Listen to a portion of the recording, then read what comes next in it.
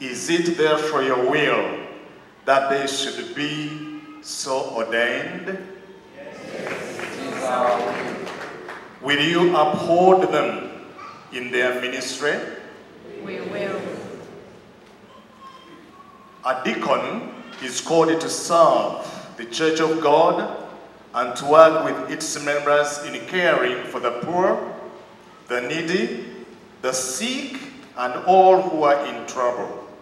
He or she is to strengthen the faithful, search out the careless and the indifferent, and to preach the word of God in the place to which he or she is licensed.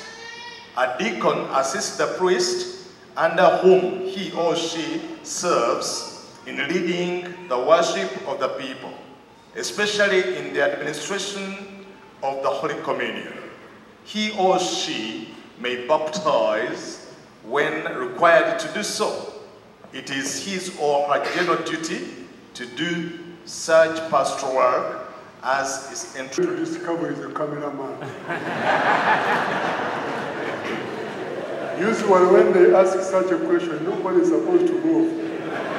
Otherwise, one of these may collapse, thinking that somebody is coming forward. Now, a priest is called by God to work with the bishop and with his or her fellow priests as a servant and shepherd among the people to whom he or she is sent. This person is to proclaim the word of God, the Lord, to call all his or her hearers to repentance, and in Christ's name to absolve and declare the forgiveness of sins. He also is to baptize and to prepare the baptized for confirmation. Also committed to your church, about which you have been taught in your preparation for this ministry. You are to be messengers, watchmen, and stewards of the Lord. You are to teach and to admonish, to feed and to provide for the Lord's family, to search for his children in the wilderness of these world's temptations, and to guide them through its confusions, so that they may be saved through Christ forever.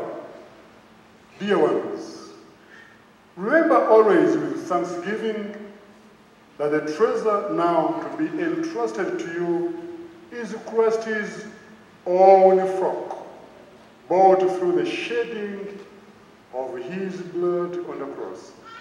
The church and a congregation among whom you will receive the office and the work of a deacon and the work of a priest in his church.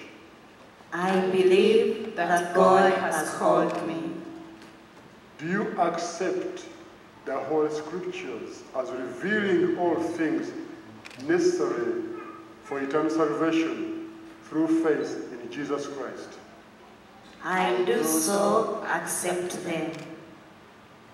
Dear ones, do you believe the doctrine of the Christian faith as the Church of Uganda has received it, and in your ministry will you expound and teach it? I believe it and will so do.